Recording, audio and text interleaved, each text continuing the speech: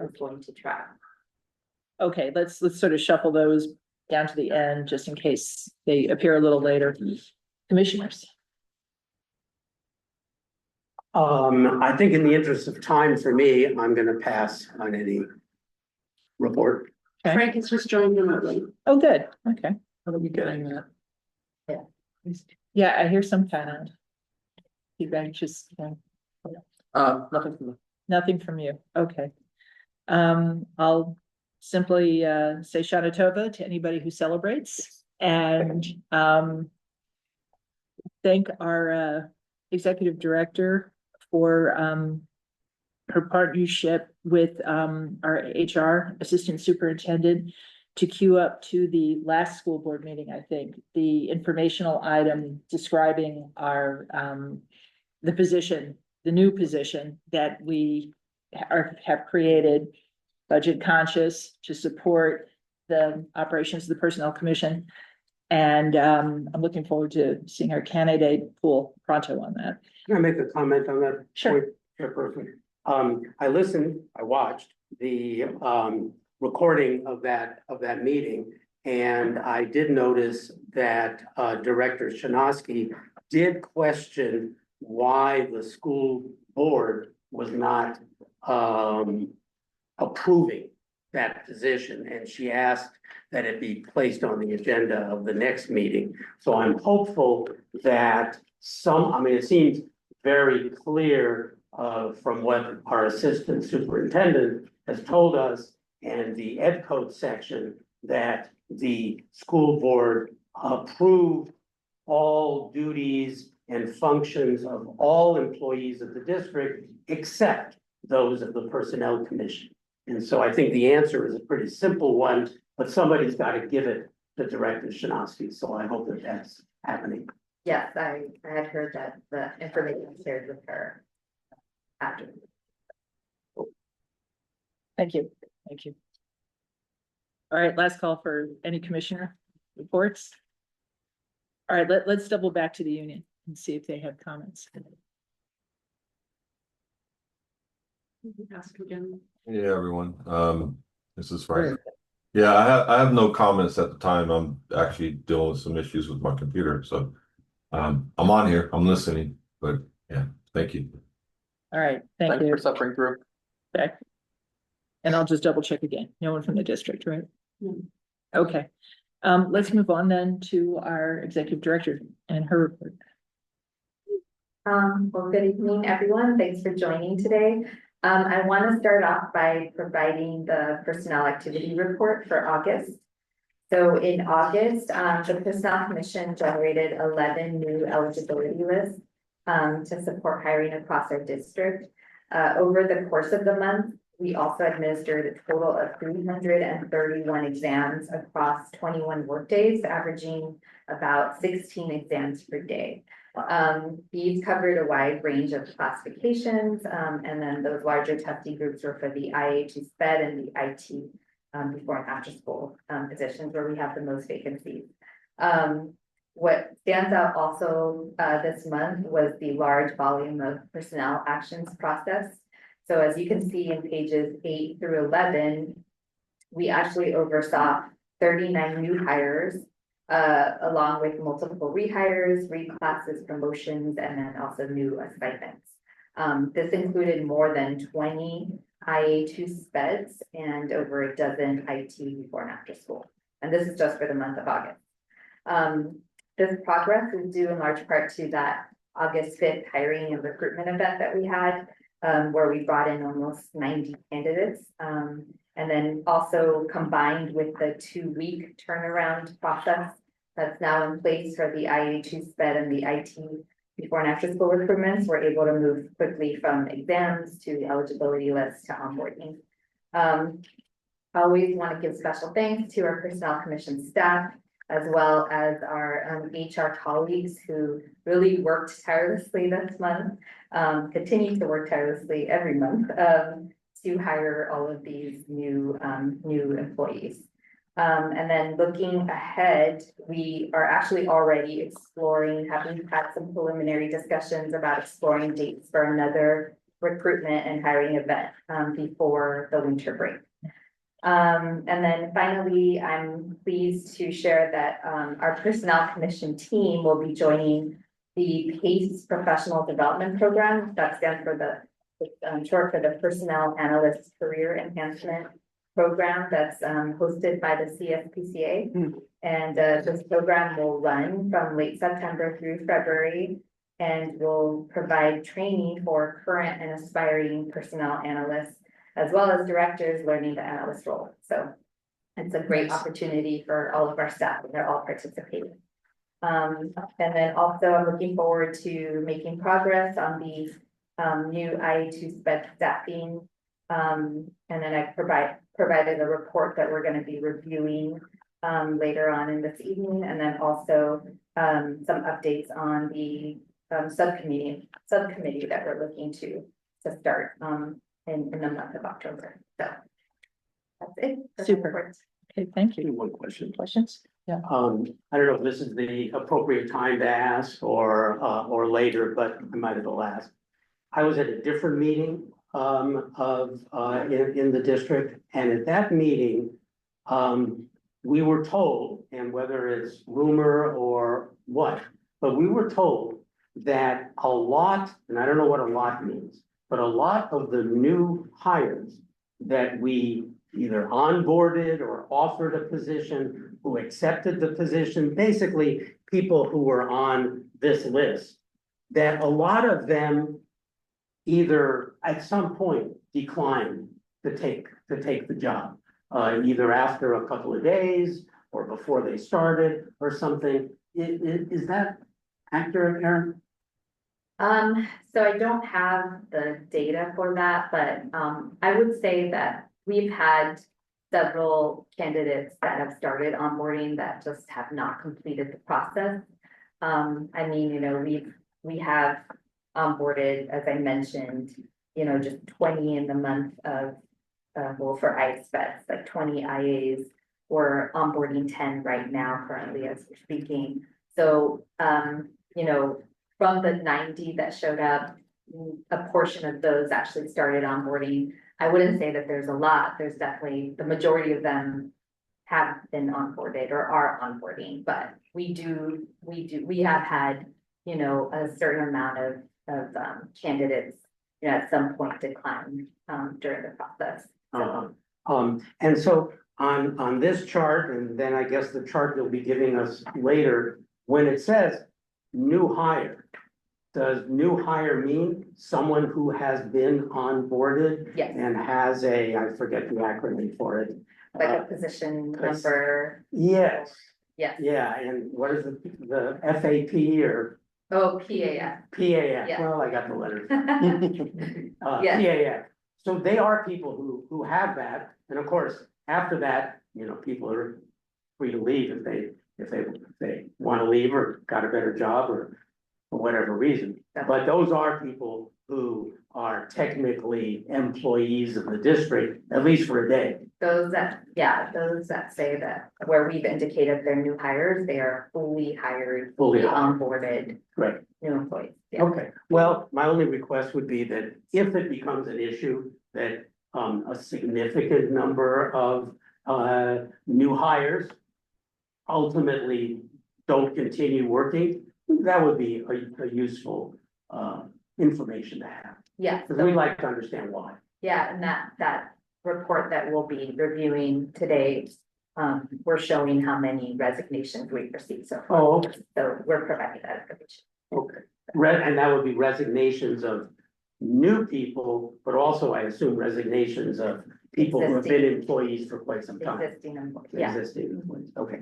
Thank you, Madam Chairperson. Sure. I think a good framework for thinking about, you know, this position, the IA2 position, the before and after school positions is as we fill the funnel, we've got a couple concerns about keeping the funnel full.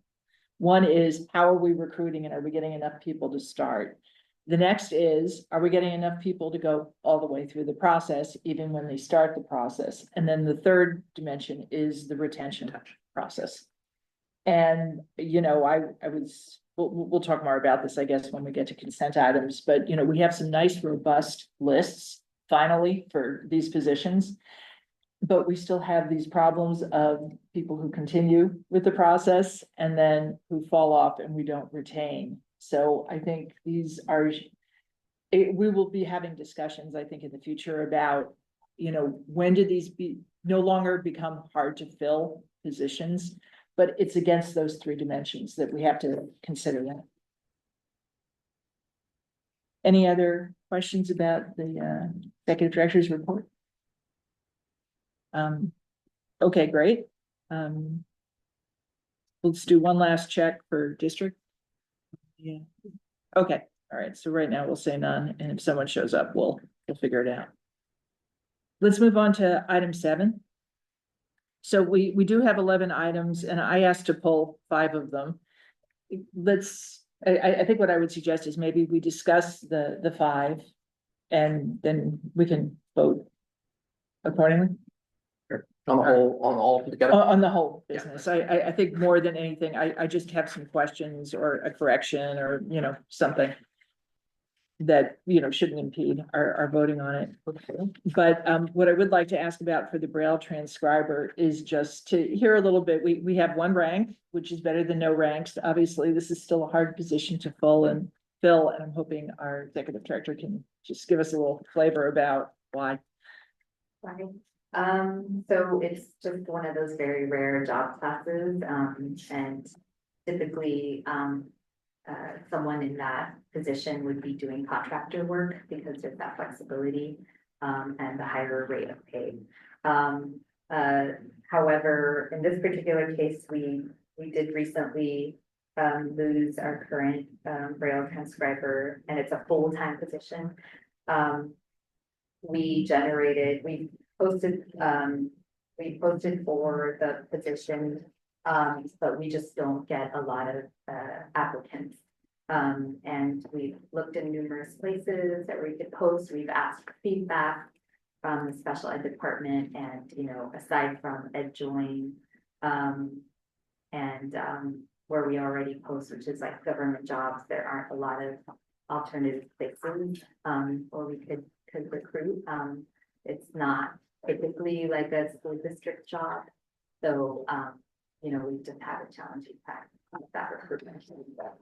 I know in this particular case, we generated a list with 1 candidate, and then that candidate ended up letting us know that they're looking to work remotely only. So it's just the nature of the job. There's a lot of remote work out there.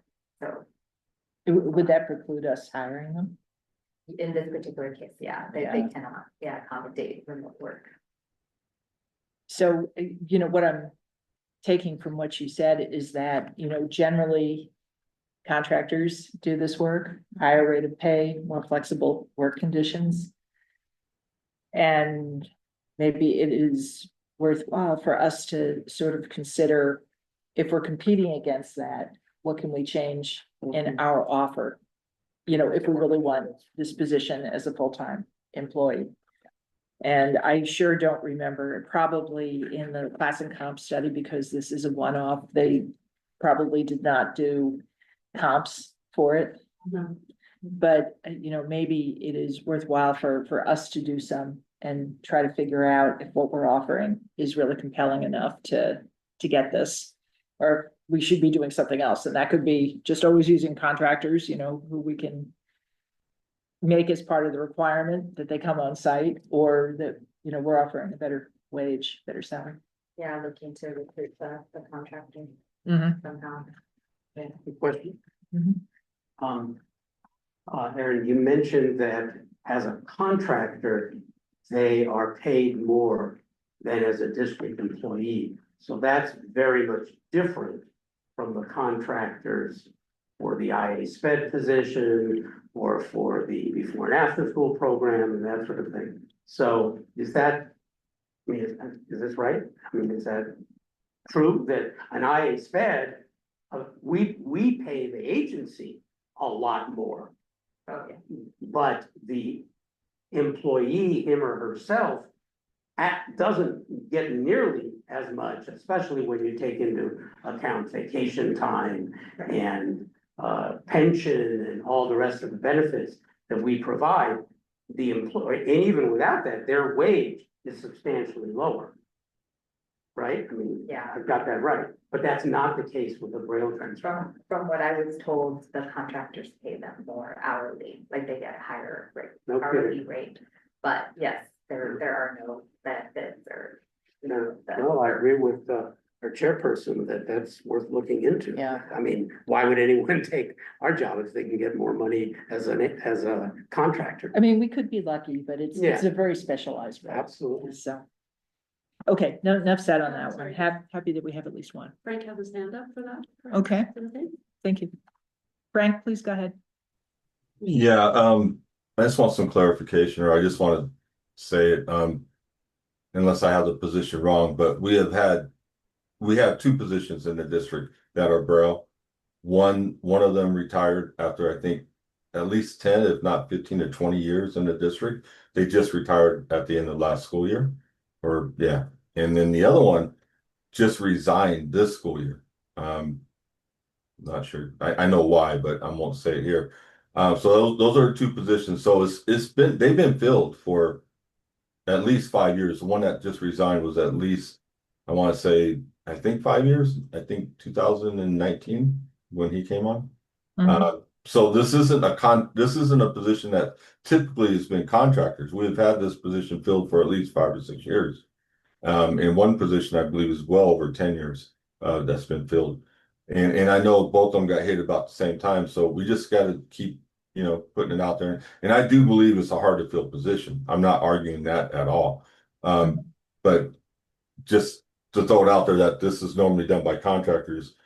No, we BCCE unit members has always done this bargaining work, or at least for a while. Understood. Okay, thank you. All right, let's move on. So the others that I had flagged were C and D, which are the IA SPED positions, the recruitments, and I think this is an example of we did 2 recruitments, some number of weeks apart. That's why we have 2 lists, right? Similarly with the before and after school. True? Yes. Okay, okay, great. And I was glad to see, many ranks, on both lists, which is great. Now all we have to do is make sure they get through the process and that they want to stay. Yeah. So as we talk more about, the SPED positions and what we're doing with them, I think we need to be talking about those dimensions as well. Can I get a bit of Sure. clarification? So Aaron, on your report on page 8, there, for example, with the special, well, it's true of the before and after school, but with the special education, it shows 76 training and experience reviews and 58 written tests.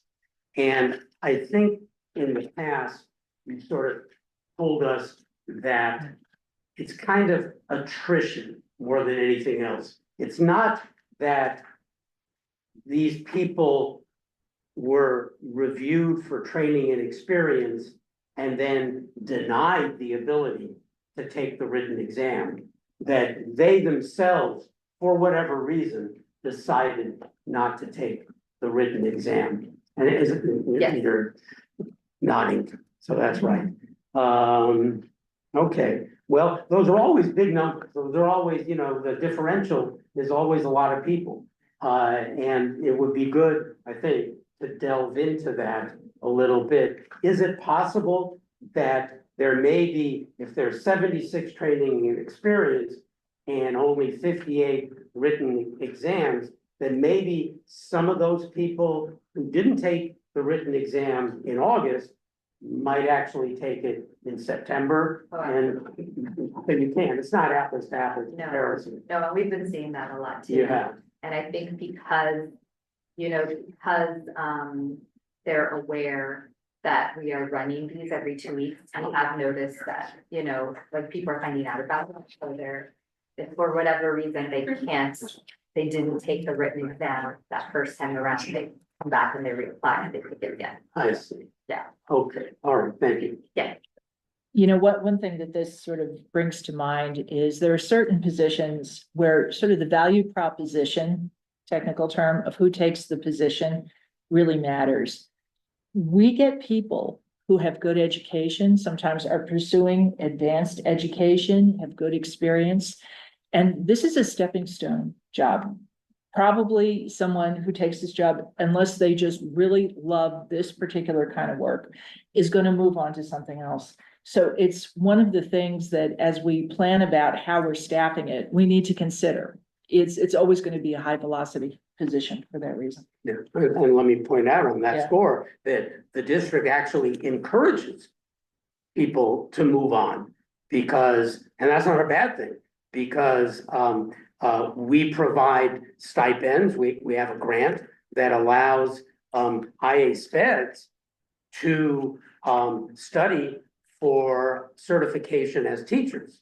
I don't know if it has to be special education teachers Right. or teachers in general, but as teachers. And we hope that they will stay with our district when that's the case. So, you know, I guess it's the numbers of BCCE employees might not be as high under those circumstances, but for the district, for a SPED employee to have that kind of career ladder to then become a teacher, for that employee, that's pretty good. Right. So some people hang with it, and that, you know, that's part of, you know, us molding the value proposition a little bit. I don't know how much it really moves the needle for everybody. Yeah. Yeah. But good point. So, you know, similar with instructional tech before and after school, but I did want to ask on the G recruitment. It looked like the written examination date was on Labor Day, which seemed kind of strange. I was just wondering if the date was right. That must be a typo. We were not working on it. That's what I figured. So. I guess. All right, so we can just correct that. Oh. Or did we? Oh, I understand what happened. So, because we now do remote exams, Mhm. we do give our applicants now a certain amount of days to take the exam. So when we send out the examination link and the invitation, Mhm. we give them a certain amount of days. So the day that it says that obviously we can't capture when every single person takes the written exam. So the day that you see here is the day that, where the deadline. Got it. is. So it was up to them if they were taking the exam on Labor Day. Yes, Okay, some might have, some actually several might have. Okay. They didn't have to work. okay, all right, great. No, thank you for explaining that. Appreciate that. School bus driver, I just wanted to try to understand, it looks like there was a written and an oral. I thought this was one of the roles that had a practicum. I thought we actually asked them to drive the bus. No, not for school bus driver, No? no. Oh, okay, thank you. And we administer what we call a composite exam, so that, because we get, at any given moment, we get so few applicants, but also when we do, this is one of the recruitments that we check in on weekly, so that when we do have a candidate that meets all the minimum qualifications, we Right away. invite them right Yeah. away to come in and test. And so what we do is that we're able to work this out with the transportation department. They're very supportive. They let us come into the facility and then we administer the two exams back to back. Right, right. Nice, okay, great, thank you. My last question has to do with the school safety officer position. And the reason I'm wanting to ask this question is among all of the classified positions that we administer, this one is sort of unique in that even though these positions have supervisors, they spend the most unsupervised time with students. BUSD has had a history in the past of problems with school safety officers harassing and assaulting students. My understanding is that there is a way that HR screens folks once they have taken the test. Could you please describe to us what they do? Yes, so when we generate an eligibility list and we send, let's say there's vacancy high. So we will send the hiring manager the top 3 ranks, and then that hiring manager will conduct interviews and make a selection. They will send that recommended candidate to HR in the form of a PAF. so that HR knows then to commence onboarding. So during onboarding, HR will, refer them to be fingerprinted. But they will also, there's also an internal check that HR does to verify whether, a candidate is, whether the candidate has ever worked for the district before. And if that's the case, there's a check that they do to, let HR know whether that candidate is hire eligible. So, and then if, for whatever reason, if they're not, then that's something that they will send over to our assistant soup of HR, who will take it on and then look into, that candidate's, file. Mhm. Yeah, and so there's two different things going on, whether that candidate has history with the district, they're able to check that, and then they're also looking at the fingerprint and background check as well. So. Thank you. that's Okay, the process. okay. No, I appreciate the explanation. And this is a practice actually that HR does with all positions or? With, I can only speak to classified because I'm very familiar. That's what I but meant, yes, all classified yes, positions, all, yes. Including Right. substitutes and limited term. Great. Hires, yes. All right, thank you. Frank Yeah. actually has his hand up for this as well. Big print. Frank has his hand up. Okay, Frank, please go ahead.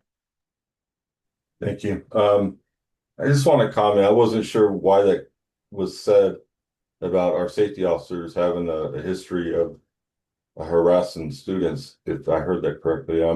I know there was some parents who came to the school board and actually stated it was safety officers when it wasn't, it was PD. So I'm not sure if that's where it's coming from, but being the president of the BCCE, BCCE gets, anytime there's any charges like that filed on the BCCE member, we get that document, where that says that they're, investigating it, they're put on leave.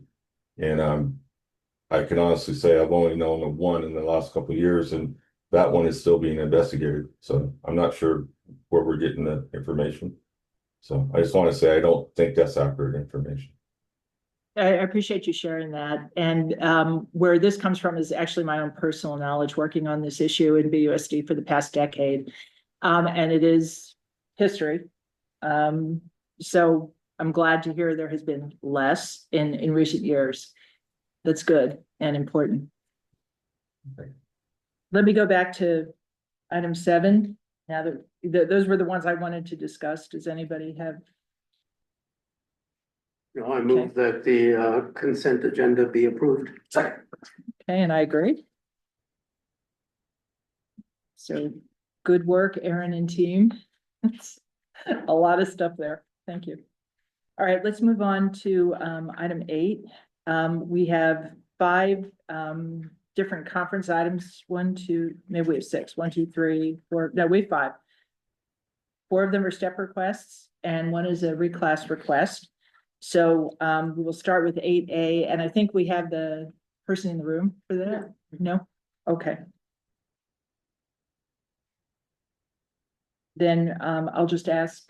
Sure. So this item is a request for step advanced placement for Ms. Evelyn Whitburn. She was hired as an IA2 SPED. Ms. Whitburn holds a bachelor's degree. She has also completed additional coursework in early childhood education and holds certifications in conflict resolution, youth behavioral health. And she's also served in a variety of youth-focused roles, including an AmeriCorps Education Fellow, and she's also currently an IA at Berkeley Arts Magnet. Her colleagues and families have recognized her collaborative and student-centered approach, and then given her education, specialized training, and immediate contributions, as well as the ongoing difficulty in filling these IA SPED positions. I recommend placement at step 5. So I'll look at my colleagues and ask if you have questions. I have some questions. And I asked you about this before the meeting, Aaron. So first off, this applicant this employee, appears to be incredibly competent and qualified. And, you know, if she were here or on Zoom, I would tell her, we're very happy and proud to have her, as an employee at BUSD. One question is, in the past, as I recall, we have always had transcripts included, and if I'm not mistaken, as part of the application process for a step advance, you're supposed to provide transcripts. And I know we've had someone in the past that we deferred on until we got a transcript, if I'm not mistaken. But, so what's the transcript status for this applicant? We have received some transcripts. We don't put them in the packet just for just privacy reasons sometimes. We But used to. yes. And we stopped doing that, Okay. but I've verified, I typically will verify the transcripts or, you know, if they've received diplomas or anything like that. Ms. Woodburn has provided some transcripts, but not all of them. So we can definitely check in with her on that. However, she's provided her most recent transcripts. We don't have the transcripts for her bachelor's degree, just her early childhood education. We did receive those. They were more recent. I can definitely check in and make sure that I get those, but just given her experience as well, you know, I still feel like I would recommend step 5. So, related to that, is part of, and we have the rubric, the, determination, of what step someone should be at, is, and if I'm not mistaken, having a bachelor's degree when it's not absolutely required as a minimum qualification does provide some, under our rubric, ability to go up a step. One step, yeah. One step. So I guess one of my questions is, did the fact that she has a bachelor's degree enter into your calculation of what step she should be at? Yes, Okay, so I think it would be appropriate to just have you verify that Yes. she does in fact have a bachelor's degree. yes. Okay, and otherwise, in accordance with our rubric, does she have the education, not the education, but the experience in related jobs that would bring her up to a step 5? Yes, I thought she did. She did, okay. I don't have any other questions. Okay. I do have I have a comment and a question. I think as I remember reviewing this, and now that I have the full packet here, this candidate had enough on the job experience to actually merit the step 5 placement by itself.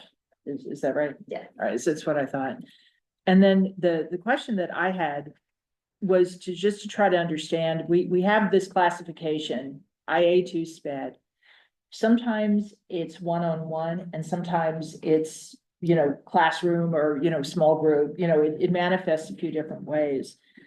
So can you tell us just a little bit about, you know, with someone who might have this kind of experience, are we good about channeling folks? You know, if this would be a good person, for example, for the one-on-one assignments, is that where this person gets put, or how does that work? You know, we don't really get involved at that step. Usually the program managers that oversee the special ed programs at the school sites will determine where that employee is placed. Got it. Okay, so Yeah. special ed. And that makes sense to me. And the reason I'm asking this is when we did the class and comp study, and I just know this from other schools that I'm familiar with, the one-on-one speds get paid typically higher than the speds who are supporting, you know, a group of students in a classroom. And to be competitive with pay that I know is out there, at least in Oakland, which is one of our biggest competitors, this kind of placement, we need to be doing a placement like this to be competitive with that school system. Okay, if there are no other comments, do I have a motion? Move to accept the recommendation. Second. Okay, and I agree, so we're all aye, so. Let's move on to the second step advancement request, please. So Secretary? this item is for Julian Eagle, who was hired as an IA2 in special education. He brings over 6 years of experience working with youth, including nearly 4 years supporting students with special needs in both academic and behavioral settings. He has completed more than 60 college units in health studies. And he's also, his past service with BUSD includes both classroom support and restorative justice support. He's described as a calm, reliable, and highly effective in building student relationships. Because of the IA2 SPED recruitment challenges, I'm also, and Mr. Eagle's, strong background and recommending a placement at Step 5. Please, go ahead.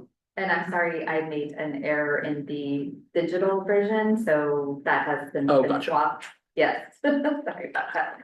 Yeah, the digital version says Oh, four. in the flyer, Mhm. or In the writer. the flyer, yeah. I'm sorry, well, I'll make sure to make those edits and then repost them. Just to clarify, the digital version said step 4, but it should be Step step 5. We're talking about step 5, right? Yes. That was my only question. Okay, And then related to that, he asked for a step 5. Yes. He didn't ask for a step 4. right. Other questions? No, I move to approve. I second. And I agree. Okay. Let's move on then to item C, please. Up next, we have Wendy Martinez. She was recently hired as an IT. No, Sorry. no. Oh, Oh, I'm sorry. I'm so sorry. Yeah, sorry. We have Michelle Vega. This request is for an advanced step placement for Ms. Vega, who was hired as a school bus driver. She brings over 10 years of experience in commercial and school transportation. She does hold all of the required licenses and certifications and has a strong track record in student safety, defensive driving, and transportation operations. This classification remains one of our most challenging to staff due to the strict licensing requirements and the limited candidate pool. We regularly carry multiple vacancies in this area, so Ms. Vega's extensive qualifications and readiness to work in the district justify placement above the first level. So I'm recommending step placement at step 5. And I believe that she is here today. okay. Would you like to speak? Michelle. Okay. Sorry, I'm nervous. Don't be nervous. When I used to speaking in public, I'm Michelle Vega. I appreciate you guys, taking your time to consider my step advancement. Doing good. Yeah. Okay. I'm just requesting a step advance for the experience I have. I've just renewed, that's pretty much it, I guess. Great. That's Experience okay. I have. My name is Steve Dyson and I work in the transportation as a bus driver. And Michelle has come to us as one of the jewels that Berkeley needs. And being a good jewel or a valuable jewel, we need to polish it and take good care of it. And I think the step up for her is well deserved. And I think she's gonna serve our community very well for a long time. Thank you. Thank you. Thank you. I did want to mention, I was one of the candidates who denied the position at first because of the low pay, because you were sacrificing a whole month pay. So I had to reconsider that, and it took me almost a year to say, can you guys reconsider me? I'm willing to take that risk, I guess, getting paid once a month, a lower pay than what I was receiving in my previous job. So it's something I wanted to add on to. That's really valuable feedback. So the once a month pay cadence. Yeah, Was yeah, and you one guys of the offer things. lower than other school bus Right. positions. What was your previous position, if you don't mind? Sorry? What was your previous position, if you don't mind me asking? A school bus driver for Zoom, getting paid at 42 an hour. Where was that? For Zoom in Oakland? Zoom, gotcha. Is that a private? Yeah, Yeah. private. Okay. right. and per student as well. Gotcha. So what changed your mind about? Coming here. You guys are closer to home Mhm. and you guys offer benefits, you know, Mhm. retirement. And then when I came for the interview, everyone was really welcoming and friendly. So it's something that I liked as well. Nice, Yeah. nice, all right, glad to hear that. Thank you. Thank you, this is really valuable feedback, appreciate that. I'll make a comment. Please. Thank you, Michelle, very much. Thank you for joining BUSD. Thank you for reconsidering. That's fantastic. You know, we're gonna have you hopefully as a bus driver here for many years to come. And we look forward to it. So I guess one question for you, since you've been so recently recruited and onboarded onto this position. I understand the salary issues, and that's, you know, something that the school board clearly is going to need and to consider very carefully. Are there any, and you did mention that the benefits here at Berkeley compared to working at Zoom were better, were more attractive. I guess my question is there anything else that you can think of that might aid us in our recruitment efforts for school bus drivers? Kind of whether it's outreach, are there organizations that we could, you know, tap into for bus drivers? Is it word of mouth? Do you have any friends who want to be bus drivers at BUSD? If you do, please tell them to come on over.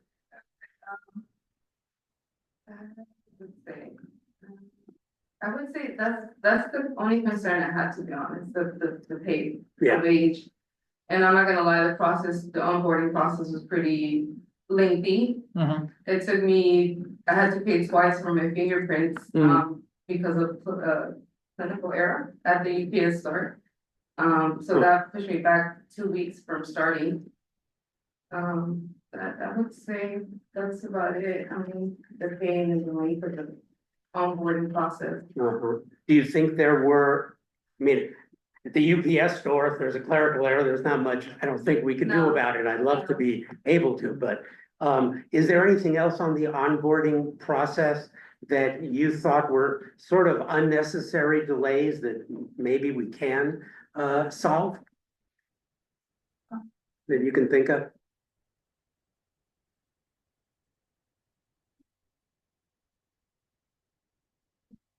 No, okay. Great, we appreciate it very much. Thank you. Please. I can elaborate a little bit on that. So the onboarding process takes a long time, from the time that you file the application to the first time you get contacted back. It's usually 2-3 weeks. Then they call you in for the screening or the test.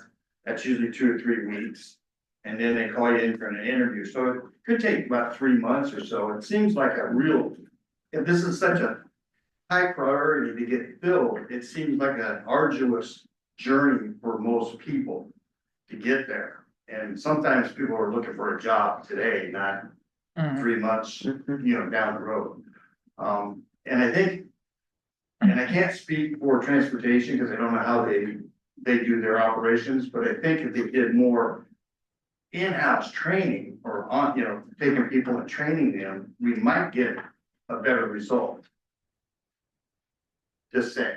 And which folks are you Everybody saying that else. they should be trained? Which, Pardon me? training for who?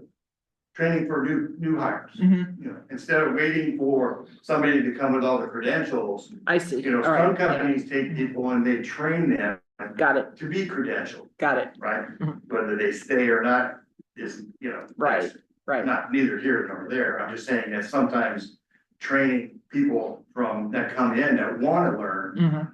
is it may be more beneficial than, you know, financially costly. Totally understood. This is something that has come up before. We talk about it every time we need a new person to maintain the pool. I wanted to double check something because I guess I was confused by this.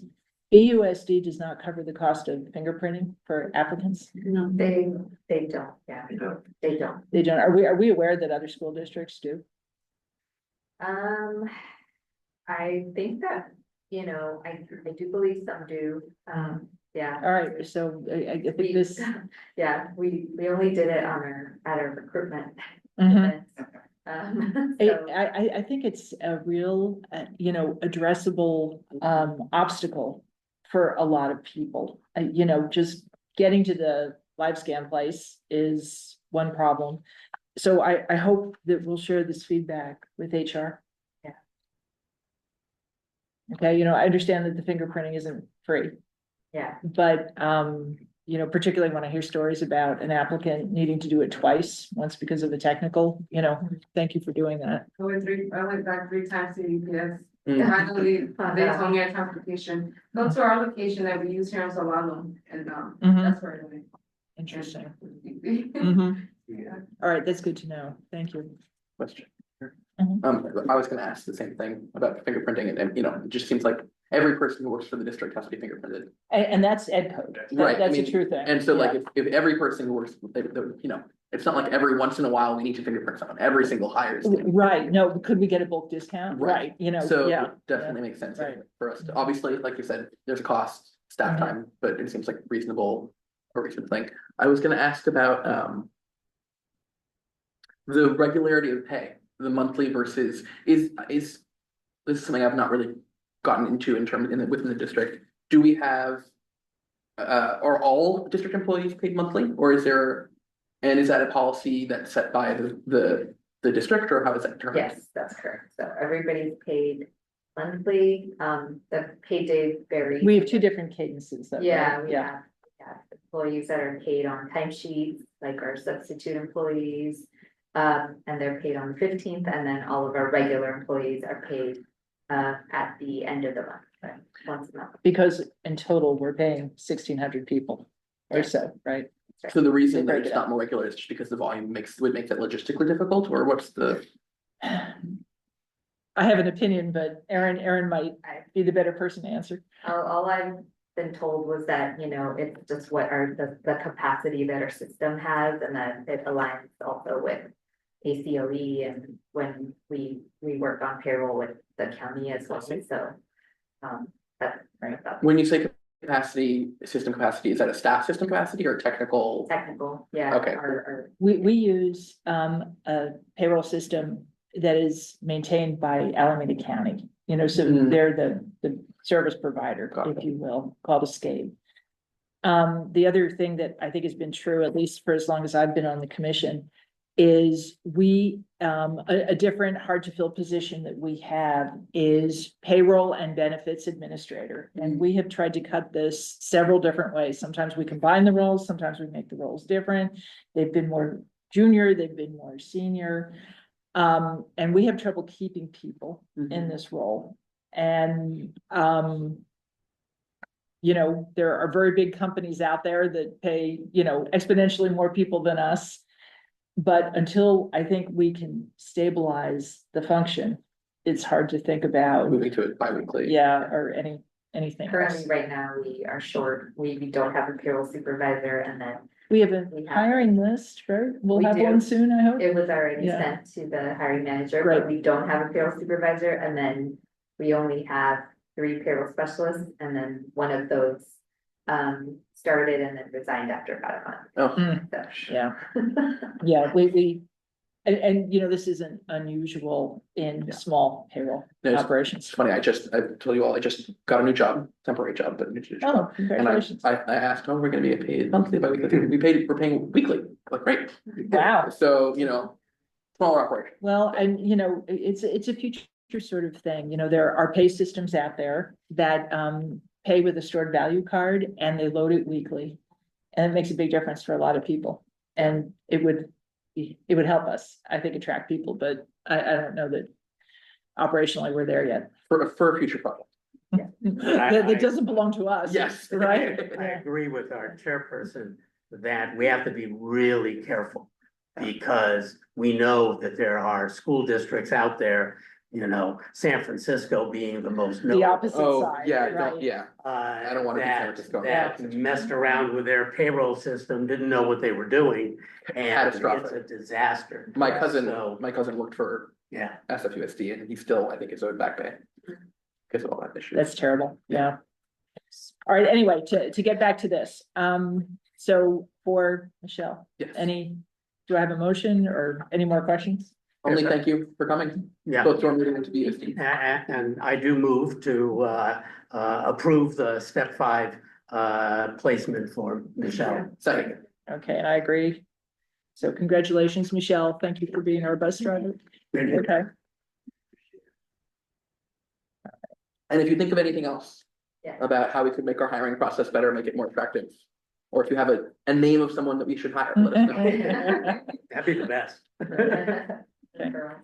all right, let's move on to 8D. Secretary, if you would. Yeah, so this item is also a request for advanced step placement for Wendy Martinez.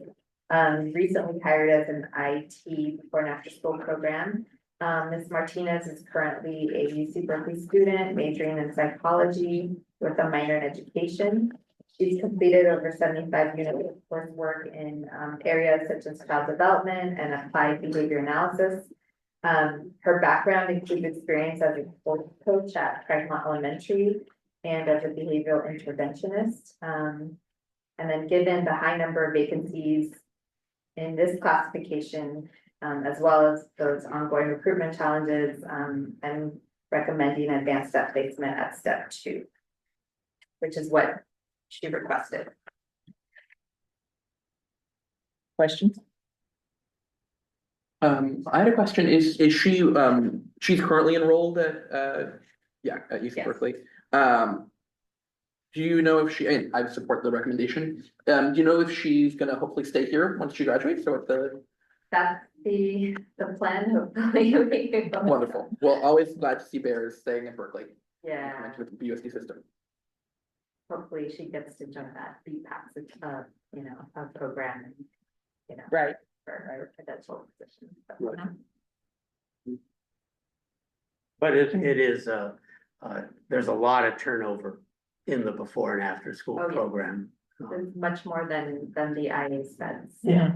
Yeah. So, and she actually was a sports coach for Alevo, who unfortunately she's not here, but Alevo is one of those contractors that. That is part of our Yeah. after school. Yeah. Mhm. So would have been interesting to talk to her about that. Yeah, And of course, one of the things about before and after school is there are federally mandated ratios of teacher and assistant to student in a program. And so in order for us, because, if you watch any of the Board of Education meetings or go to them, quite appropriately, the parents are coming in and saying, I'm on the waiting list for after school in particular, I'm on the waiting list and am I ever gonna get a position? I see. And for many of them, the answer is no. Because we would be violating the law. We can't just put an extra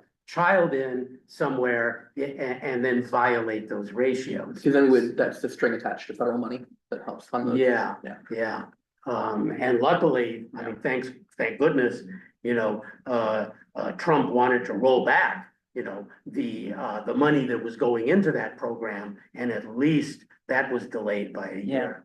Delayed by a year. Well, we don't know. We don't know what's it was stayed, and Yeah, maybe gotcha. that's a better way to. Live to He fight. didn't do it. He Right. changed his mind. His mind was changed. Commissioner Roder, any other questions or, I'll move approval. okay, Second. and I agree, so. This is a placement at step 2. Sola, you moved? Was it Yes. Senate? Okay. Okay, and our last item E, request for reclassification. So this item is a request for reclassification from Ms. J. Whitington.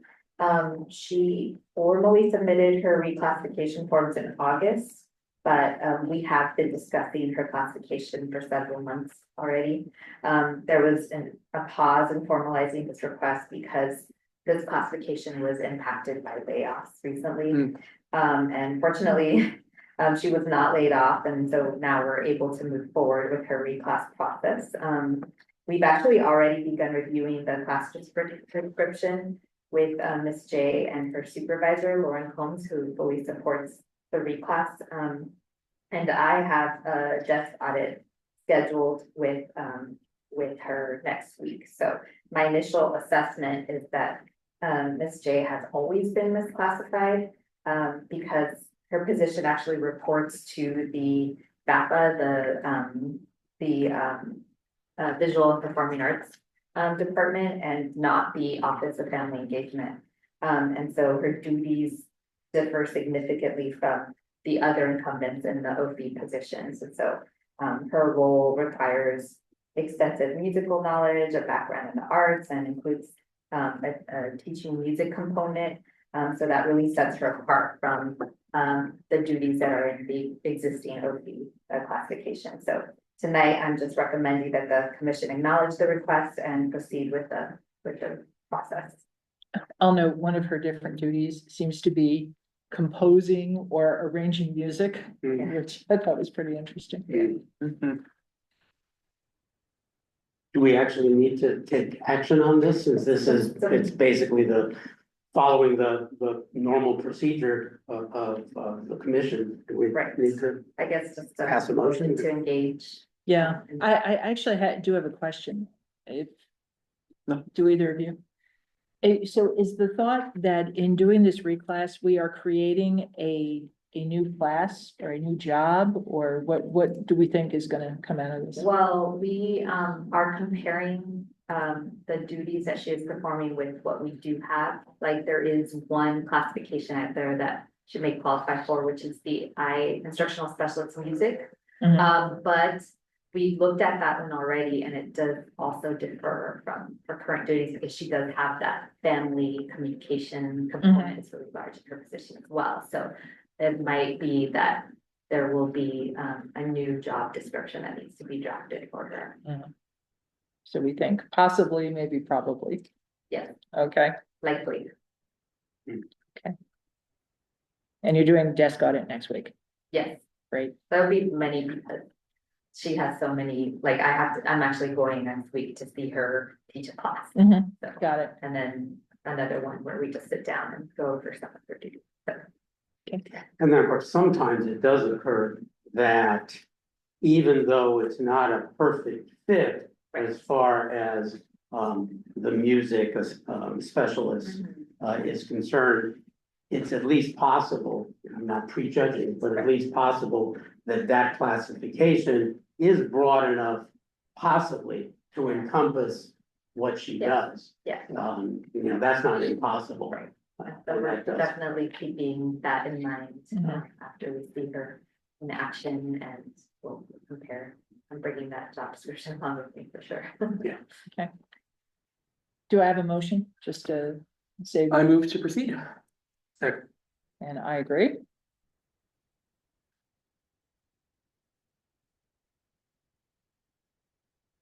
Let's move on to our discussion item, which is sort of our next installment of the IA2 SPED staffing report. Yeah, and I just want to make sure that you all have this updated. Yeah, okay. We worked on this Thank you. report up until this afternoon, so it's very new. So It's something that Frank, I don't know if he's still on, has seen or. we just completed it, so we were gonna provide copies for everybody who attended, and then we'll publish it with our packet after the meeting. Only because there is so much new information that we needed to enter. So we had to work on it before very. And it's too late to put it in the chat or something. We could maybe email it to Frank. I'll try to, I can't get out of the Oh, screen while I'm in the meeting. I'm sorry to make things. No, it's a good point, but I mean, it was very last minute. Yeah, it To was get the Hey, most. Sarah, can you just hold up a page at a time for me? So Yeah. I would appreciate email if you can, that'd be nice. I think the front page is actually the yeah, snapshot is what matters. Okay, I'll go set it real quick, I can still do the meeting. Oh, there. okay, So Frank, we are going to email it to you, in a couple of minutes or seconds. So you can look at what we're looking at. So at last month's meeting, we brought forward, a detailed IE2 sped staffing report, and so, for the commission's request, we're providing more of a summary to highlight, the updates. So as we know, the district is still continuing its efforts to hire IE speds and to fill those vacancies that were created by the new positions that were established this year, to phase out some of those contractors. And so since August, we've made pretty strong progress. We have 47 new IA2 sped employees that have been hired. And then there's currently 10 that are onboarding. And then since August, we've had 4 employees resign in this classification. So we were able to work with the sped team to compile this information, but there are still some data gaps that we're trying to address. So if you look at the snapshot that's provided, you can see that as of September 24th, we've been able to count about 65 contractors that are still in use. But of those contractors, 40 are filling active vacancies. So from what we can tell, 23 contractors are filling positions where no actual positions have been established, so they're not accounted for. There's no position number for those 23 positions. So I'm personally meeting with the sped department next week to go over this data and share this data with them and get updates to try to get some more clarity on those unaccounted positions. It's about 23. So can I ask a question Yeah. about this? In the staffing reports that go to our school board periodically, our classified report, when it talks about contractors or really limited term folks, is not No. this. Yeah. Okay. But the part I'm trying to put together is this. Sometimes in that report, we have limited term people who are tagged with the, I forget what it is, expanded extra support, Yeah. right? Something Yeah. like that. Which I assume, is sort of fairly well documented or represented and bounded by time. Is there sort of a similar dynamic going on here? Or is that what we're trying to find That's out? what it seems like it might be, like this is what we would call extra support. Right, Because we have the 40 vacancies, but we have, an additional, and then 2 of those contractors are filling leaves. We have only 2 employees on leaves that we were able to count. But it seems like there are 23 additional positions that contractors are filling that are not accounted for. right. And the question would be, let's assume for a moment they are extra support positions.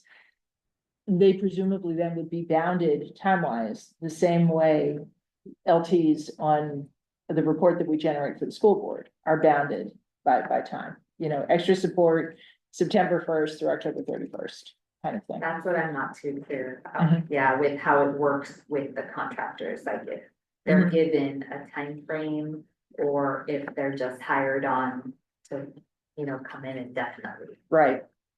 But that's what we were able to find based on the information provided to us by the best program managers.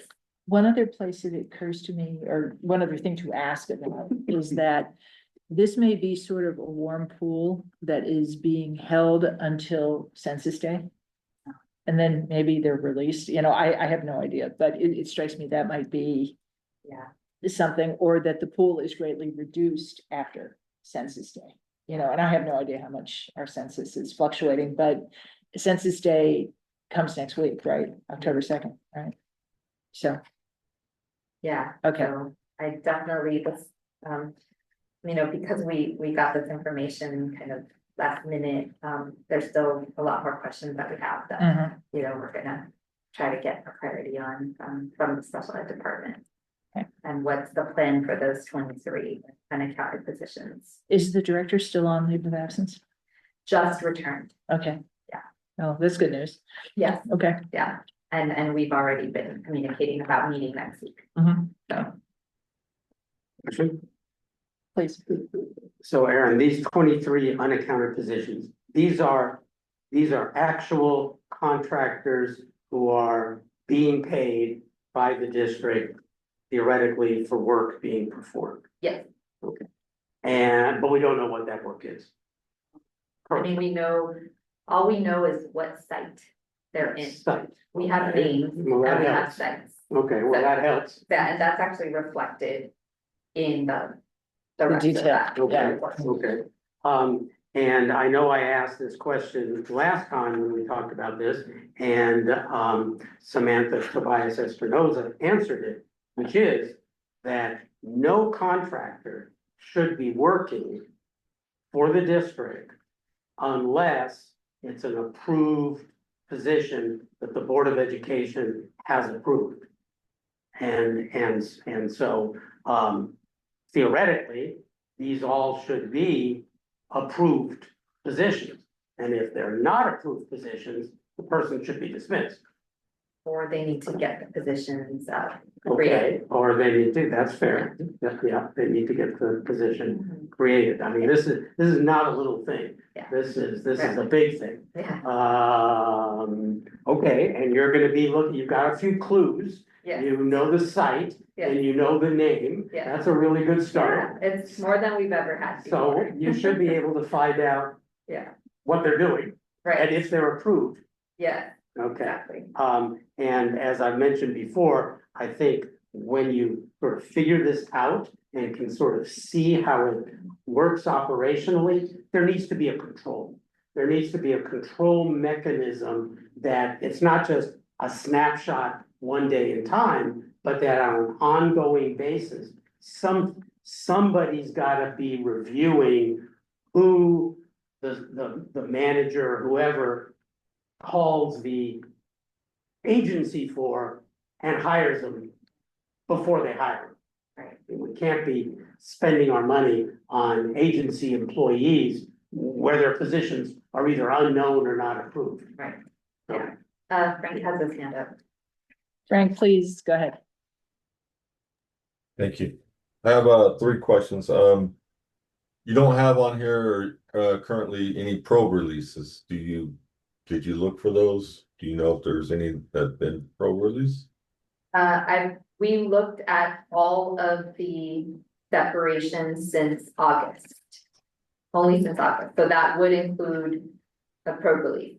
I don't recall there being a probe release, but there could have been, but we just looked generally for the separation. Okay. And then I'm not even following that line of questioning. He's just wondering if this, because you know, if a candidate or if an employee starts, there's a probationary Probationary period, and he wants to know if this is capturing any potential probe releases. In the resignation. In the oh, I see. Yeah. Okay, and we think the answer is not yet, or no, right? do we know what the FTE of these contractors are? That was also hard to, some of the program managers provided FTE and some did not. So that's not information that I have been able to put together just yet, and that is something that I'm looking to get as well. Okay, in the last question, Aaron, as you know, we kind of discovered that they're using, and you said it yourself, they're using contractors in positions that don't exist. I guess my question would be, I see the math there, but does that mean you think they're using 23 unaccounted positions? Because I would argue that there's probably a lot higher than that. I see the math, but you know, the positions are, every school's probably doing this, and it could be 4 to 5 to 6 to 7. We don't really know the number at each school. Yeah, I mean, I'm trusting that the information that those program managers gave me is valid, and I was able to cross-reference it with an internal document that they share with each other that shows all of that contractor information, so I was given access to that. And so I think as far as they know, this is the information, but you know, Frank, if you look at it might seem like there's more contractors, because if you look, there are actually 65 contractors. It's just that because we have 40 vacancies and 2 leaves, it's actually 23 that are in unaccounted for positions, but there's a lot more contractors, obviously. There's- I guess, let me rephrase this, I get that we have the vacancies of 40. And we have, I assume 63, 65. I don't think that means, if you do the math, we have unaccounted for positions. What I'm saying is, they're putting contractors in places where we don't have vacancies, period. So we Right. might have, who knows, 20 contractors in these vacancies that are accounted for. There's a position number control. And then we might have 40 that are in positions that don't exist, is what I'm saying. I'm not saying that's the case. I'm just saying, if you do the math, yeah, it comes out this way. But the reality is, we might have, who knows, we might have 40 contractors in positions that don't exist at all. So let me backtrack. The way you came up with this was you worked with the SPED program managers and asked them what assignments they had made. Yeah. Okay, so I think it is probably true to Frank's point that what SPED says to do and what the site actually does may be different in some places, you know, and I don't know that we can control for that. The part that I'm thinking ought to be included in this as a matter of triangulation is with the business services, to make sure that, you know, if we think we have 65 contractors, are they getting an invoice for the same 65 that we think that we have, you know, whatever that FTE is worth, you know, does that kind of match up? And, you know, ideally, you know, what you would do is you would say to them, you know, here's the 65 that, you know, special ed department told us that we have, you know, can you please validate, you know, against your August invoice, you know, that's what's there. And they may look at you and say, here's the invoice, you know, knock yourself Figure it out, right? I'm not sure what would happen there, but I think that's the way we try to understand the connection to, you know, the reality of how much money are we spending, right? There's one thing that you just said, Heidi, that if it were true, would really concern me, Mhm. which is that special education provides this list of contractors and provides their FTE and their sites, but that somehow the site on its own can go out and hire contractors. Is that, can the site do that? I don't think it's that the site can hire contractors. I think it's that once I mean, this seems to be a standing problem with the site administrators, who are normally the principals, right? Which is, once the staff are at their site and, you know, this, that, and the other issue comes up that they're responsible for managing, they redeploy people. You know, and sometimes it's to cover a very short-term need.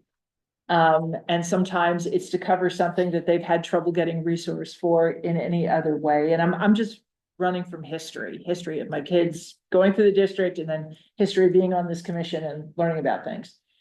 So, and it's gonna be very hard for us to have insight into that. I would suggest that the first thing we do is understand from the SPED department what they authorized.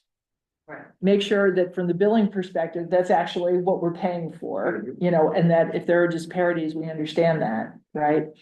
But what I will imagine this unaccounted 23 is it might be related to other dynamics. You know, that Find take out, longer to tease out. find out. I have a simpler question to ask, which is, it'd be great to get the total number of ISBETs on the front page as well. Oh, yeah, Just because that number, as we add positions or that changes, that, you know, should hopefully stay mostly static, but could go up and down. And yeah, it's good for perspective, just to know, you know, the total number is 100 and whatever, 47 new hires represents a great percentage of that, right? give us context, but how many, do we know that number? Yeah, there's 167 total positions. And this is any IA.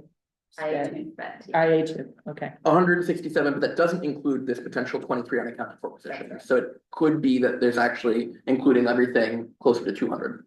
If we were to, Make those, well, if we were to add the 23. Yeah. It would be, 167 plus 23. 180 something. I can Yeah. 190. 190. 190. Oh yeah, 6 and 7 and 3. That's I don't know, I think Heidi, with the limited term assignments, I know principals are able to go into frontline and add as many potentially, I mean, that's been we've been trying to control that as Right. well, but in the past, principals have been able to just bring in staff and subs to serve in limited term assignments, and they had access to be able to do that. I don't know if it works the same way with contractors, because from what I see and I understand, it seems like the program managers are directly involved in the staffing for contractors, so I don't know if it's as easy for just the sites to be able to pull in contractors, so. I'm sure as you investigate. you'll find out. Maybe I'm wrong. Right. We'll see. Question, Solly, yes. following up on what you said, at the last meeting, we did get this really great chart. And I really appreciate it, that I think had every single position that is authorized in the district. And it broke it down, by employees, and then it had new hires, and then vacancies.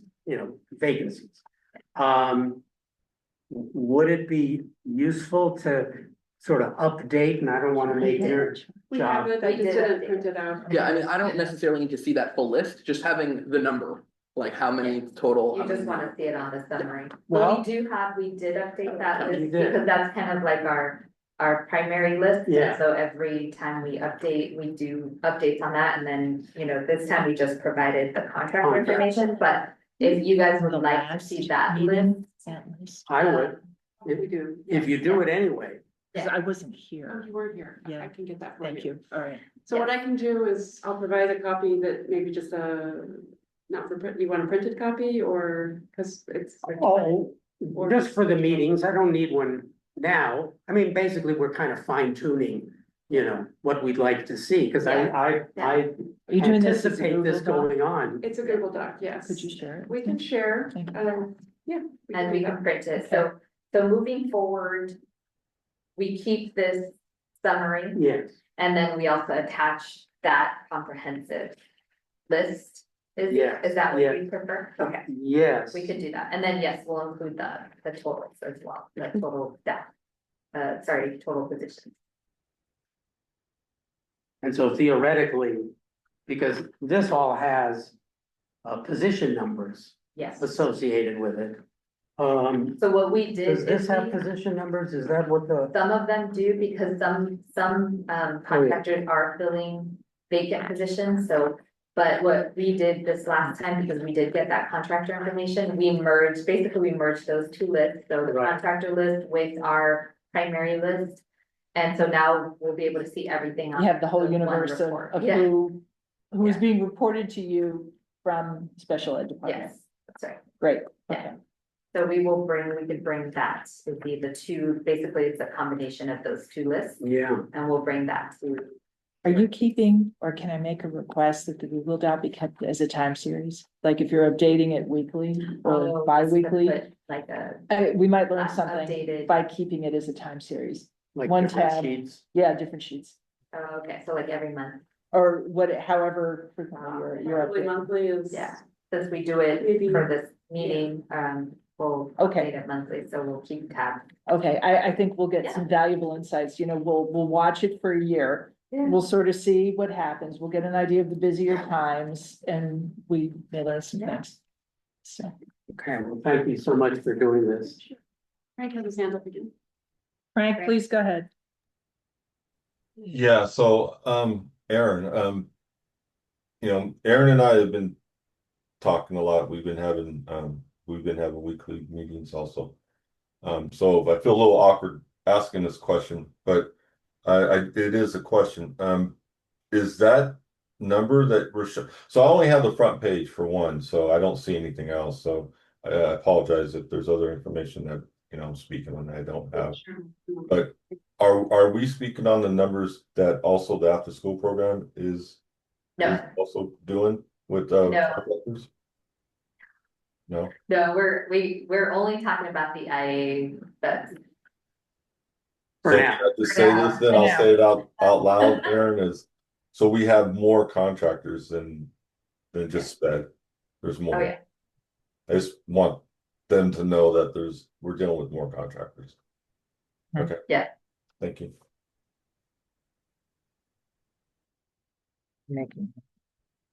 Does anyone have further ideas, questions, comments they want to make about this topic? About the topic. Are you gonna report a little bit more? I was just gonna mention that I did send out, I think you all received it. Sent out a Google form regarding the subcommittee, starting to get responses to put that together. To see, how we can get a committee started so we can look at those. Recruitment, onboarding, retention, we could tackle all of those issues and then also get some more clarity on the contractor situation. Well, I do have some comments on that, unless you guys want to go first. Nothing. So let's, one is, thank you for doing that. I think it's a really important committee to set up. I do think when it comes to appointing, for want of a better term, the commissioner who'll serve on that committee and the alternate who'll serve on that committee. I think we should formally appoint those people when the time comes. So that's one thing. Another thing, and this is, Frank was talking about feeling awkward. I'm feeling awkward because number one, I would like to express that I'd be interested in serving on that committee, but I also have to say I'm going to be gone for the month of October. So if that presents a big logistical problem, I understand that. I think any of us would be more than capable of serving with distinction on that committee. So I'm sure one of us would be glad to be your alternate, to serve for the early meetings. right. Yeah. So that's one thing. Another thing, and I'm gonna make enemies here, except for with Frank, because I was also thinking, shouldn't we consider enlarging the remit of this committee so that it does, not necessarily all contractors in the district. I think that's a little hard to get a handle on, but the ones that are sort of consistent and constant, which is the before and after school program. It sort of seems to me that number one, on IA speds, we've got a really good head start. That, again, you and your staff, are to be absolutely complimented on how much effort you've put into this already. And it's showing great results. And HR, there's nobody from HR present, but I think HR and BCCE, you all have been partners in the same goal of trying to reduce, if not eliminate, the use of contractors and replace them with BUSD employees. And that's the ultimate goal that everyone has. So I think that's great. It seems to me that sort of the issues surrounding contractors, they're different, but then they're the same when it comes to the before and after school program. That we're talking about recruitment and outreach and retention and onboarding and control, internal controls with respect to the different hiring processes and speed of hiring. And, you know, for sure, before and after school, especially after school, are gonna be a different group of people, group of employees who are gonna be interested in that, from the IA speds. But nonetheless, sort of seems to me this committee could have as its remit both groups. And I'd be interested in hearing what the other commissioners as well as our staff and BCC think about that. I think I'd ask that, we queue that up for our next meeting, and here's why. The structure, there is a lot that is similar about contractors, I agree.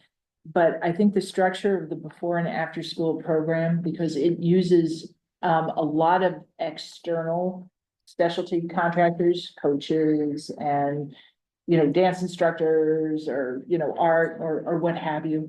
I think probably has some components to it that are different. And as a matter of capacity, you know, what I'd want to know is that you gave that some thought before deciding to take it on. Or are we better off spending a semester doing this, learning what we can learn from special ed before we expand the effort? I will also say that, you know, we've talked, like, as Frank mentioned, we have been talking about the after-school situation as well, and the contractor situation, and so there are other ideas that, you know, I gotta give it to Frank, he's been kind of brainstorming a lot about it, and there are ideas that come up that, and we're actually having a meeting tomorrow.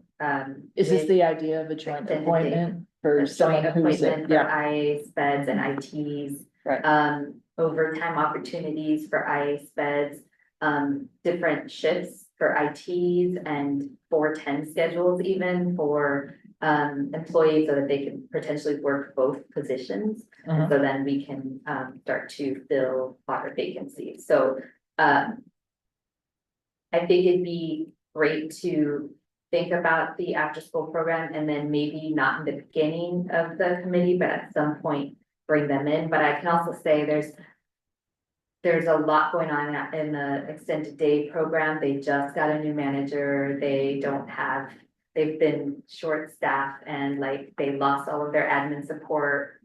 And so they are definitely, I don't know if they're in a position to be able to have, to work on an initiative like that just yet, although, you know, the person that's, the program manager, she's been very wonderful at making herself available to have these conversations. We're meeting tomorrow with Frank and her as well, so maybe be something we can have her join in on once we see how it works out with, you know, special ed. But that makes this sense. is the That first makes time I'm sense to thinking me. about it. We Yeah. might have other. Please. The only slight pushback is, you know, I'm always concerned about the dollars and cents sitting on the audit committee. And that's important. I also, especially when it comes to IA speds, but I think it's probably true for after school as well, the sort of the quality of our employees and the fact that they are employees. And, you know, these are gonna be employees who've demonstrated a commitment to our district. They're not like contractors that are here one day and gone the next day. So from the standpoint of our students and our families, I think, and it's just as true in the after-school program as it is in the IA sped area. And probably there's even more turnover there. And then lastly, there is not a school board meeting that goes by without a contingent of parents crying out for solutions.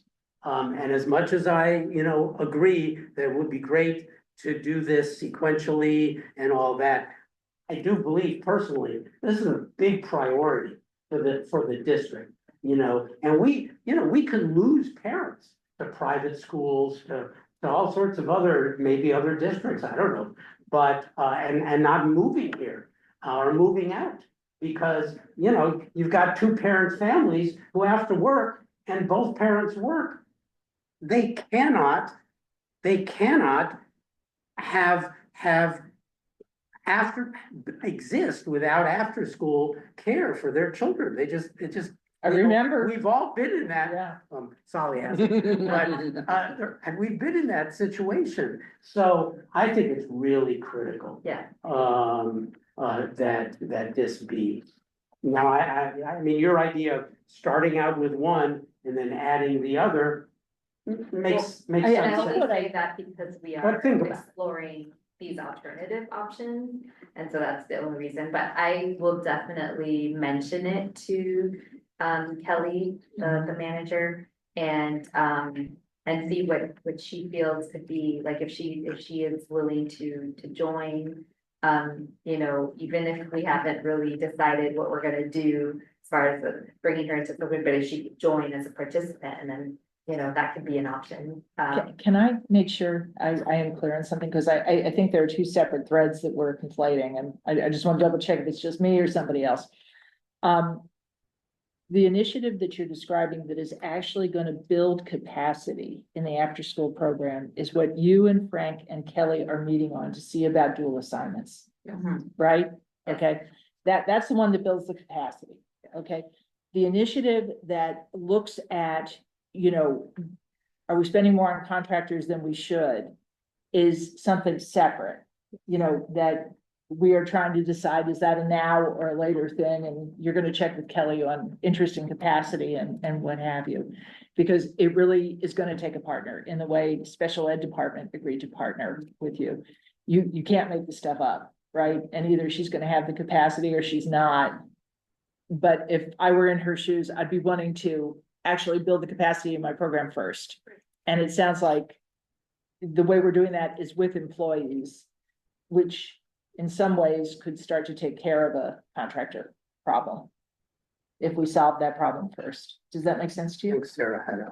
So I was just going to suggest, not that this is any big solution, but as a first step to addressing the after-school issues, we could start tracking the hiring for the IT before and after school as much as we're doing with the IA speds, and that'll at least give us the initial picture, and we can see what we're working with. And then that's something that, I mean, I'm sure Kelly already has a pretty good idea of what that is, but for us, we could also track it and see what our return, like the people who start and then quit. Right. Those Right. sort of issues. Mhm. We could do something like that, if that's at least a first step. What I would recommend is you guys talk internally about, do you have the juice to do it? Do you have the access to the info that you need? It'd be great if you could do it. And if you can, you know, when we meet in October, give us that report also. You know, if you're able to do it, you know, if it's easy to round up. Right? Otherwise, give us your assessment of, you know, what in what order, you know, based on conversations that you've had with the extended day team. Yeah. My only comment is, it's really easy to say I can't do something. You know, and if we just keep saying, I can't do it, it'll never get done. So, you know, I'm glad to hear that, her name is Kelly, that she's supportive, at least in theory, and wants to get it done, and maybe this is just a really great opportunity, to do it. And I don't see the capacity thing. I don't exactly know what you mean by capacity, but, it seems that, you know, hiring, sort of the flip side of the same thing. You know, if we can recruit, you know, I mean, we're right next to UC Berkeley. The person who we just gave a Right. step advance to is a student at UC Berkeley. You know, when I was a student at UC Berkeley, I volunteered in the Richmond schools. You know, it's like, and these people are actually gonna get paid. I wish it were so simple. When I say capacity, Izzy, what I'm talking about is Erin's got a day job, Kelly's got a day job. Right. You know, they have a function they have to run, you know, and we're asking for some additional analysis, and I'm Right. sensitive to the fact that Erin said Right. that there was big turnover in the before and after school. So when I say capacity, they as a Well, our partner need to capacity. have the capacity to work Right, with us. right. I'm more comfortable that we have capacity, but without a partner, there's only so I far see, we're gonna I get. see. I thought you were talking about capacity within the program somehow. Well, I am also, I mean, the initiative that Frank and Right. Aaron and Kelly are working on to Right. give dual assignments to BUSD employees Right, is a way to build capacity of the after-school right. program. And that dovetails directly with what you're saying about what goes on in school boards and parents who are on waiting lists. If Absolutely. we can build that capacity, the waiting lists go down, happier parents. Right, stay in but it's not district. the only way to build capacity. I mean, if we just are able to recruit more employees, then theoretically, there would be, the ratios would be satisfied. Right, we Because I do think- all our current I stuff think too. that we have the physical plant. Mhm. I'm not sure about that. And that's the kind of brainstorming that I see, this kind of committee would be handling. I agree, Yeah, and anyway. when I look at our lists, I mean, just not for nothing, we did 2 before and after school program recruitments, Mhm, in August. mhm, And I'm guessing we're doing 2 And again. it's fantastic. Yeah, I agree.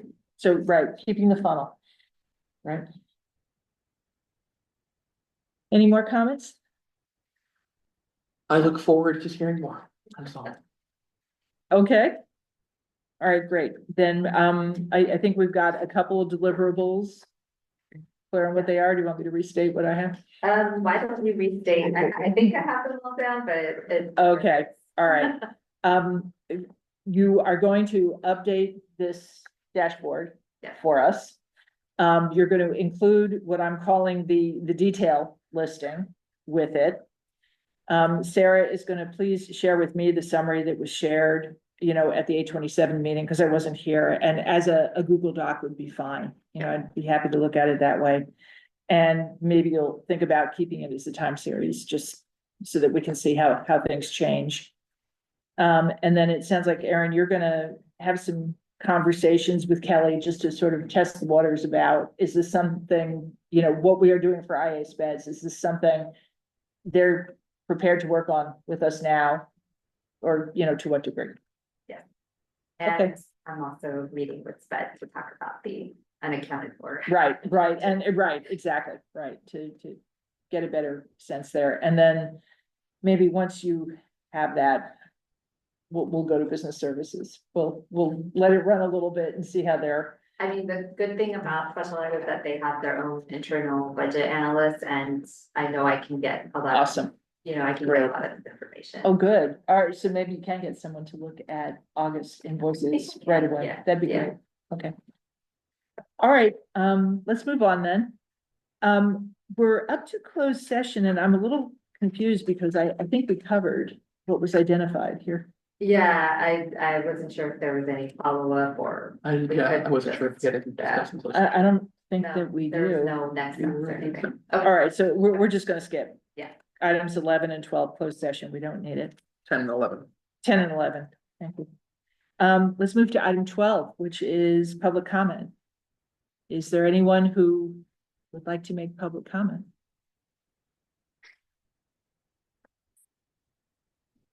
No one in the room? No one on Zoom?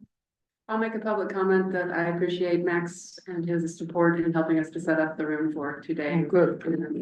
That was great. Yep, Well, thank you for us too. We yeah. need to name the camera. Well, if we do this and buy our own, I'll give you the naming rights. Very good. Okay. All right, item 13, our next meeting, our regular meeting is on October 22nd. We know that Commissioner Roeder. 22nd? 20, sorry, do I have the wrong date? This is 22nd. exactly why I mention it.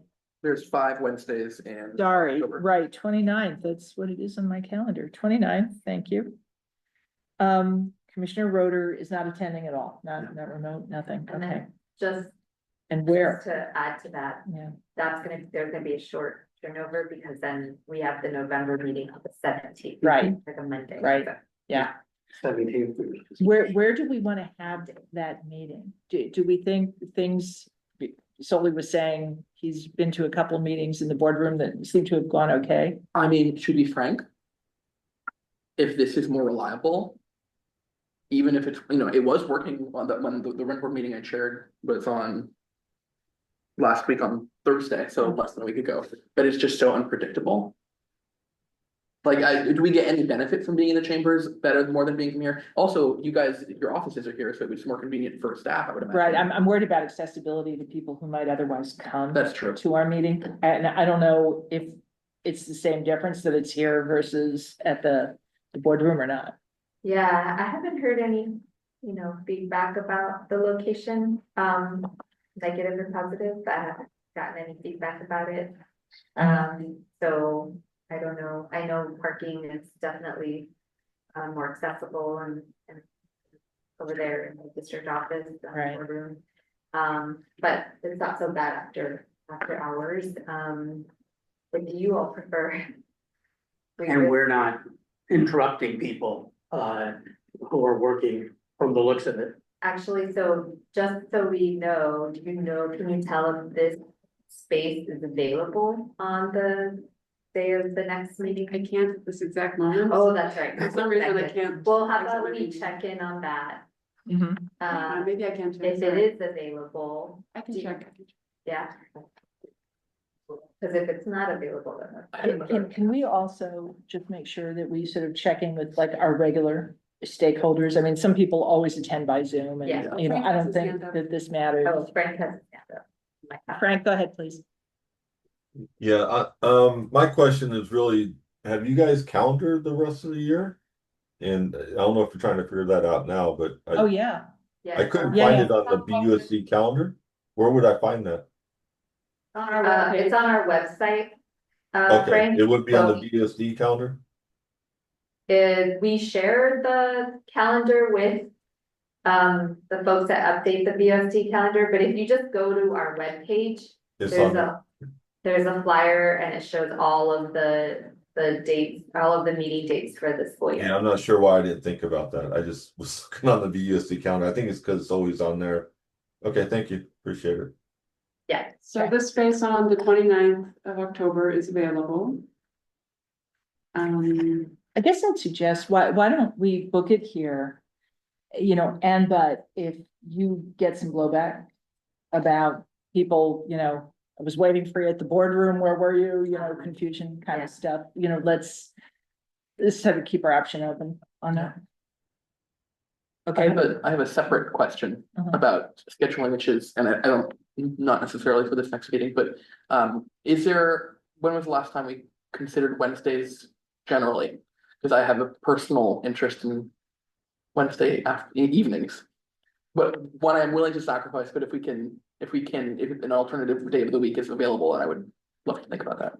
so the reason we settled on Wednesday was because of the boardroom itself. We had issues with the city council meetings. They're Tuesdays usually. Thursdays, and then Mondays. I don't know if there was another commitment on Mondays. Mondays and Fridays were available, but in general, staff Yeah. was not, so Yeah. Wednesdays were the best option. For the boardroom, Yeah. but if we move them here, then we could be. Yeah, if we move them here and folks wanted to think about a Tuesday, I would like to free my Wednesday nights up, but if not- When do we have our next, I think we do it by school year right, that we look at, so we do it by school year, so we could have this discussion like in March or April, and then, yeah. see. Yeah, if you do them on Wednesday, we're gonna run into the same problem as last year. Run into SBAC. By the way, I'm just saying. That's true, maybe conflict with here, yeah. Budget. I mean, we're always gonna personally be in affected conflict me. with somebody, Yeah. so. That much, Yes. I think we'll manage to SBAC. I am hopeful that we got over the finer points this year. But yes, we will need to monitor SBAC.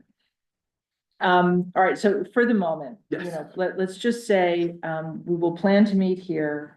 Unless you get some feedback that suggests we should go back to the Okay. school board room. Okay.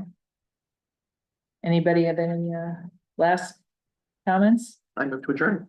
Okay, let's do it. 6:18. I agree. You made it out of here on time. Yes. Yeah. Take care, everyone. You too, Frank. Thanks, Frank. Bye. Thanks, Frank.